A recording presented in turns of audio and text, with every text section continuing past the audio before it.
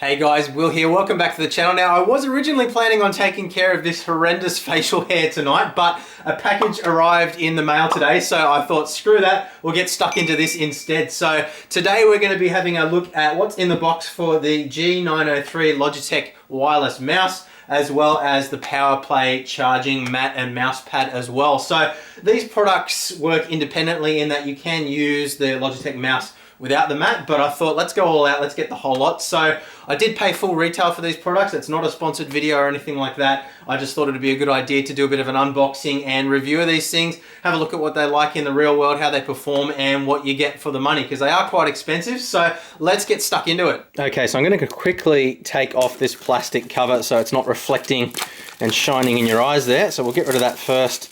And really, really nice, almost like a smartphone box actually, that it comes in. And we'll just have a quick look at the specs as well. So we've got a lot of sort of gaming and light speed and marketing kind of stuff written down here, but we'll try and sort of distill that into some actual useful information. So G903 is equipped with a PWM3366 advanced gaming sensor. Whoop-de-doo. So what that means is you get 1200 DPI, so 1200 dots per inch, which is a very, very fine resolution, which means even the smallest little movements should register, which is obviously a good thing. Zero smoothing, so there's no interpolation. It's actually, picking up exactly what's going on the surface, which is good. Over 400 IPS, which is good obviously too. And it's used by esport pros and gaming enthusiasts worldwide. So there you go. Hyper-fast scrolling and customizable RGB lighting, which of course is very important. Everybody loves their RGB or hates it or whatever, but I personally kind of like it. So up the top here, it mentions light speed 2.4 gigahertz wireless technology, which means you can use the mouse wirelessly on its own without the charging mat. We'll look at that a little bit later on. You plug it in, charge it, and then you can unplug it. Comes with a little adapter that you plug into your PC as well. So let's have a look at what you actually get inside the box here. So we'll open it up, and that is a really, really nicely presented box. We'll hold that up. I always like it when people take a little bit of pride in their packaging. I think it makes a difference. So it's a nice, chunky, really nice feel. It's not overly adjustable in terms of, things like being able to move the palm rest and everything like that, but it's a nice ergonomic feeling straight up. But we'll get into more about the usage a bit later on. So we'll set that aside, lift up the box here. We've got our destruction manual, of course. We've got our little package here, which has our dongle, replacement buttons, different pads, and a weight as well. So that's a little weight that you stick in there to give the mouse a little bit more weight so it doesn't feel quite so flimsy. Having said that, it doesn't feel flimsy to begin with, but this will aid in that a little bit as well. So set that aside. And then obviously our cable here as well. So it's a proprietary cable in terms of the plug, but then it's just a standard USB or micro USB connection on the end there. So nice and simple. It's a really nice quality braided cable, and it's nice and long as well, which is great. So it means you can plug it into the back of the computer. You're not having to clutter additional wiring into USB hubs on your keyboard and stuff like that. So set that aside as well. And that is pretty much everything that you get inside the box, I think. There's nothing under here. Nope. So let's have a look at what we get in the box with our POWERPLAY mat as well. So I'll readjust the camera and come back. Alright, so on to the POWERPLAY mat. So it's compatible with the G903 mouse, which is obviously what we bought, and the 703 as well. But yeah, look, it's the first thing I noticed is that it's a huge box. I kind of didn't really think about how big the thing was going to be when I bought it. I thought, oh, it's a mouse pad, it's probably going to be, that big. But it's actually pretty huge. So if you've got a decent amount of desk space, great. If you've got a tiny desk, then you might be in a little bit of trouble. But anyway, let's open it up. So we've stolen the wife's kitchen knife to break the seal. Keep playing. Not sure whether that's just, I think it's just a piece of cardboard. Yeah, it is. It's just a piece of cardboard that's glued very crookedly inside the box there. Not sure what the deal is with that, but anyway, keep playing. Important message. So, looking at the mat itself, as you can see, it's pretty huge. We'll pop it out quickly, and you can see we've got a couple of little accessories there which we'll cover in a moment. So as you can see, it's a nice big pad. It comes with a hard surface as well as a smooth surface as well. Not sure which one of those I'm going to use yet. I do prefer the feel of the smooth surface, but I'm not a big fan of the dead skin cell buildup that you always end up with these soft mouse pads. So I'll probably end up using the hard one, but anyway, we'll look at that later on. So we'll pop this out.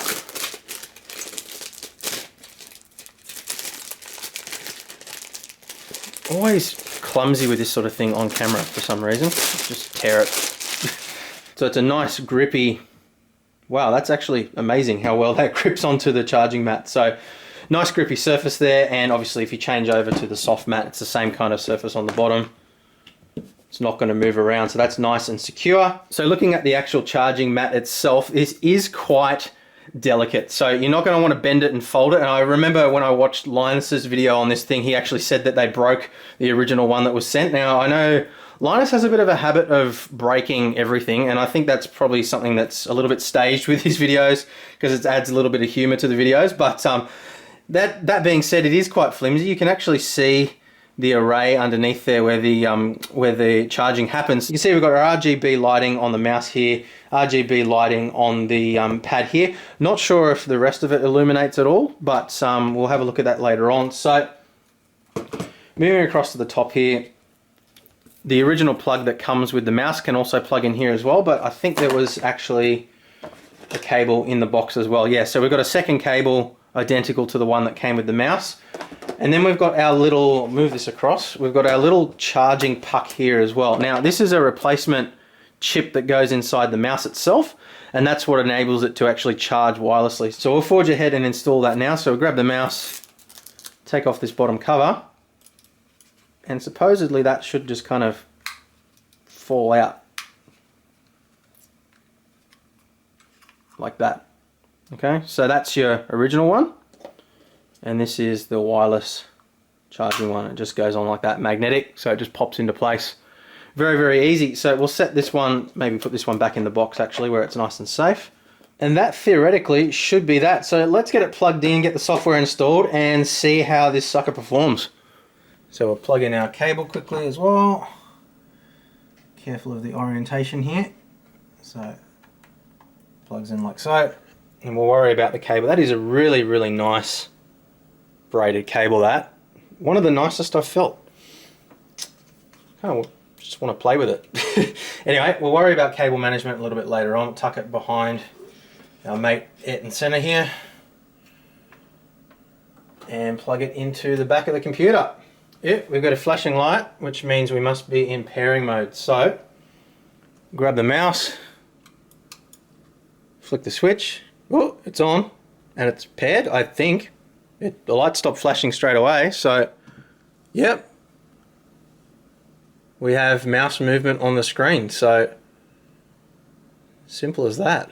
Okay, so getting everything plugged in and set up was very, very simple. I already had the Logitech gaming software installed for my G9 keyboard, so that all just worked as well. And that's something that was really cool, was having it work with all the same software, so I don't have to have different software for the mouse as opposed to the keyboard and so forth. So a couple of things to note with the setup of the mouse itself was that with the wireless charging puck installed, you can't actually install your little weight anymore. So inside the little case, as we mentioned before, you get this little weight, but there's nowhere inside the replacement, so I'm having a bit of trouble getting out of the case, there's nowhere inside the wireless charging puck to actually install this. So normally the weight would go inside there like that, but there's no cutout, so you can't actually use it with this. So not too much of a problem because the mouse is a decent weight as it is, but just something to note that you can't add additional weight to the mouse with the wireless charging puck installed. So a couple of other things to note here quickly as well is if you are using the mouse plugged directly into the PC,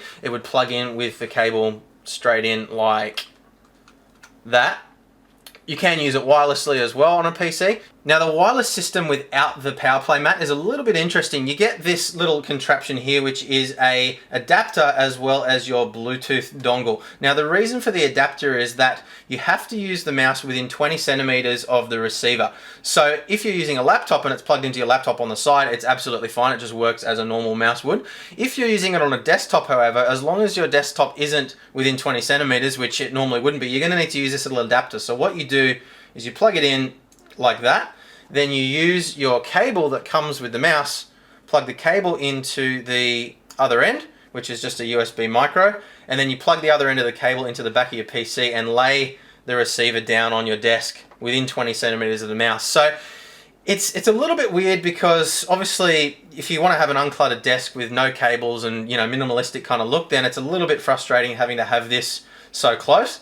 But that said, because of the DPI level and the refresh rate of this mouse, it needs to have perfect communication all the time. So just keep that in mind, that if you are planning on using it wirelessly, you are going to have this on your desk if you're using a desktop PC that's more than 20 centimeters away from the mouse. So just keep that in mind. But look, the initial feeling of the mouse using it is it's a little bit clunky. It's very plasticky feeling, and I'm a little bit disappointed with the feeling of the click wheel, to be honest. It just, for something that costs so much money, it does feel quite cheap in your hand. Now, ergonomically, it feels nice and everything works the way it should. It's comfortable, the clicks are nice and precise on the buttons here. Everything else is nice, but it just has that kind of plasticky feel to it, which I wouldn't have really expected for a device that costs this much money. But when you compare it to my previous mouse, which was the RAT9, it's a much chunkier, heavier, more solid, and more expensive feeling piece of kit. All the buttons are just a little bit cleaner, and it's just overall the feeling is a little bit better. But unfortunately, we can't get Windows 10 drivers for this mouse anymore. It simply doesn't work. It does. You can plug it in and it works, but none of the special buttons work, and yeah, it's just a pain. So hence the new mouse. But look, it does feel nice to use and everything. There's no problems there, but it just does feel a little bit plasticky in your hand. I'm sure I'll get used to it, but just something to note, if you're expecting a super high-end premium feeling device, you might be a little bit disappointed. But look, anyway, let's jump into the software and see what all the configuration options are here. So looking at the Logitech gaming software, we've got our keyboard here, which is my old 2012 model G903 keyboard, and I love it because it's got the screen on it. And let me just show you quickly. I use the screen to monitor all of my temperatures and pump speeds, fan speeds, graphics cards, voltages, CPU voltages, all that kind of stuff. Excuse the dust. But I love this keyboard to bits, and I really see no need to replace it. So it's nice that the new mouse works with the same software as the old keyboard. I think that's really nice because it means we don't have to have additional software. But we'll move across to the mouse. We'll start off with the pad. So the pad here, you've got configurations for all your RGB lighting. You can set up different colors, obviously, and it will change. So we'll click sync. And we'll change the color here, doing it wrong, so there we go, changes. And you can also have things like breathing effect where it pulses in and out. You can change the speed as well, which is cool, and also color cycle as well, which will go through all the various different RGB colors. And you'll notice here that it's synchronized between the pad and the mouse itself. You can actually switch that off if you want to have two separate things, but it's pretty cool that it synchronizes like that. The other option that you have here as well is you can add additional mice. So if you've got a mate that doesn't want to use your grubby mouse, he can add his mouse to the same workstation, and that works very nicely. So that's what you have in terms of configuration for the mouse pad itself. Moving across to the mouse, we have our profile set up. Now this is where things get really cool. You can set up different functions for the various buttons within Windows itself, as well as within your games. You've also got these modes here for the various different orientations and ambidextrous mode and so forth. So as we mentioned earlier on, you can actually add buttons here. And let me just show you quickly what that looks like as well. So you've got these replacement buttons here, which will go on this side, and then a blanking plate, which you can put on this side if you don't want to have buttons on both sides. So obviously, if you're running in right-hand drive mode, you have your buttons on this side, blanking plate on this side. If you're left-handed, you'd swap it over. You can also use it so you have 11 buttons in total and have buttons on this side as well, but I'm not going to do that because I think I'd be bumping them all the time. But you can configure it from the software here to have the full 11 buttons with functions on here as well, or you click it over to right-hand mode. You can also have it with no buttons at all on the side if you want to. Don't really know why anybody would want to do that, but the option is there if you want to do it. Obviously, you've got your profiles here for various different settings which you can configure for different apps and things like that, games and so forth. It does also profile your games as well, so you can have special functions for specific games. This is where I think things are really cool. You can actually customize the DPI sensitivity level for the various different profiles. So if we select a different profile on the mouse, you can see on the screen it actually changes the line that's selected, and we can actually move those lines and fine tune it to be exactly the speed that we want. So we'll move that down to about here, a little bit on the slow side, and just try that. Yeah, that feels really nice there. So that's going to be my setting for everyday Windows use. For gaming, I might bump it up if I want to, so we might use this setting where it's nice and sensitive, so we only need small movements. But you've got 5 different levels here which you can configure and set from the thing, and you can see when we press the buttons it scrolls through and shows you which one you've got selected. So that's really cool as well. Moving across, we've got our RGB settings, pretty much what you would expect. So you can change the logo and your DPI setting lights there as well. Same things here, we've got breathing effect, color cycle, and fixed, and brightness, and the pulse rate can be adjusted. Moving across to here, we have a adjustment for calibrating to the surface that we're using on. Now, when we're using the POWERPLAY mat, it uses a preset. If we were to use it without the POWERPLAY mat, then we can actually tune it to the surface that we're using the mouse on. We've also got this hotspot thing, which I'm a little bit confused by, and if you guys know exactly what this is intended for, do let me know in the comments, because I'm a little bit confused by it. But it seems like you can record your usage, and then it tells you which buttons you use most often, how long you press them for, and so forth. I don't really know what you would actually use that for. It says you can assign the input analysis recording function to a G key using the command editor for easy access. But I'm going to need to do a little bit of research, maybe do a follow-up video later on to figure out exactly what this is intended for, because I don't really see what its purpose is other than, you know, just interesting statistics. But let's move across to the battery section, because this is really interesting here. Now, what the system does is it actually it maintains a charge level between 95% and around the sort of 60 or 70% mark. The reason it does that is because lithium-ion batteries don't like to be charged to 100%. Now, Linus Tech Tips actually has a really good video explaining exactly the reasons why this is the case. But basically what it boils down to is you don't want to be charging the battery to 100% all the time, because what happens is when you approach 100%, you're having to force more electrons in, and you're requiring a lot more current to do so. So it actually damages the battery over time. So the optimum range for different batteries varies, but for this particular battery that's in this mouse, the optimum range is sort of between that 60 and 95% range. So it keeps the charge within that range and trickle charges it all the time. Now, it's really cool how this works, because normally with a wireless charging device like, say, an iPhone or something like that, you need to place it in a very specific place on your charging mat for it to actually charge properly. And if you bump it during the night or something like that, it can go off charge. You wake up in the morning and your battery's flat. Whereas with this, it's actually charging all the time while you're using it across the entire surface of the pad itself, which is really, really cool. And it's quite interesting technology, and it'll be interesting to see how this sort of thing can be implemented in the future in different scenarios with higher charging currents. So, you know, you could, for instance, have an entire work surface that might charge your phone, and any other device that you put on it, you might be able to put your camera on it and charge that as well. So it's really cool to see this technology starting to emerge. But we've got settings here to adjust our colors for various different voltages and stuff like that, percentages, so that we can see how much charge is left in the battery, stuff like that, which is handy. And then obviously it shows us our charging rates as well in terms of current, which is not really useful, but it's interesting. So those are all the various different settings that we have available in the Logitech software itself. And overall, the software is very easy to use, very intuitive, other than this heat map thing, which I'm not sure what it does, but it's nice, slick looking software. It's not too cumbersome, and it's really nice overall. So let's move across into actually looking at how the mouse performs in terms of usage. So we'll just switch our RGB lighting back on again.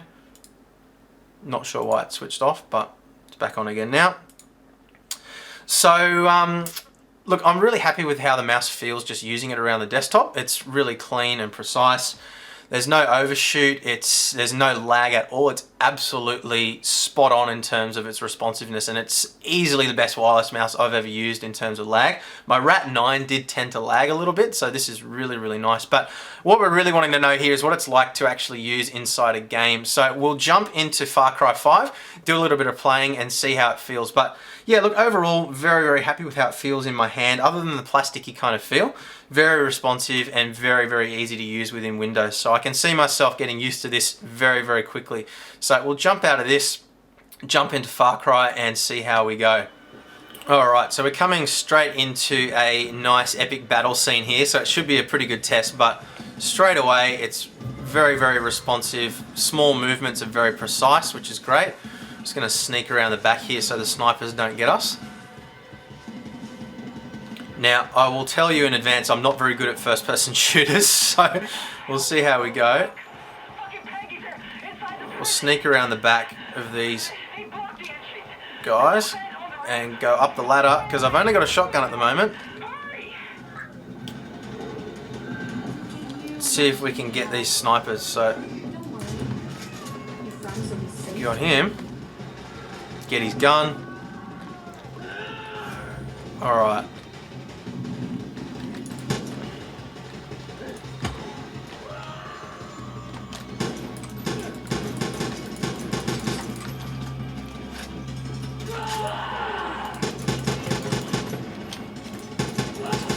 Oh, we've got another sniper up on the roof. Use our med kit. You can see I'm not very good at this. And I'm dead. But look, yeah, it's really precise. The movements are sharp. It's exactly the same as the way it felt basically in Windows. There's no lag. There's nothing like that at all. It's very comfortable, and you only need to make very, very small movements to feel like you're in control, which is great. So I didn't actually end up moving the profile up to the more sensitive one. I think that where it was really nice. So it definitely feels a lot better than the RAT9 did. And I think having it a little bit lighter actually helps. It's a little bit more precise, and it's actually a really good weight for gaming. I think that even if I did have the option of putting that weight in, I probably wouldn't. So really happy with it. So look, we'll jump back out of the game and give you my final impressions. So look, really happy with it overall. I think that, I would have liked it to feel a little bit more expensive, especially that scroll wheel just feels a little bit cheap in both modes as well, in the freewheel mode and in the click mode. But look, overall it feels really nice. It's a good weight. The buttons feel nice and precise, but it's just a little bit plasticky feeling, and I would have liked a little bit more for the money. But look, in terms of ease of use, setup, the quality of the software, the charging, all that stuff, it does exactly what it says it does. It's very easy to use. Straight out of the box, everything just worked, and there's been no problems with disconnections or anything like that. So look, I'll do a follow-up video in a couple of weeks if I find any problems or anything like that. But overall, very, very, very happy with it, and I think it's a good purchase if you don't mind spending the money on the wireless charging mat and everything.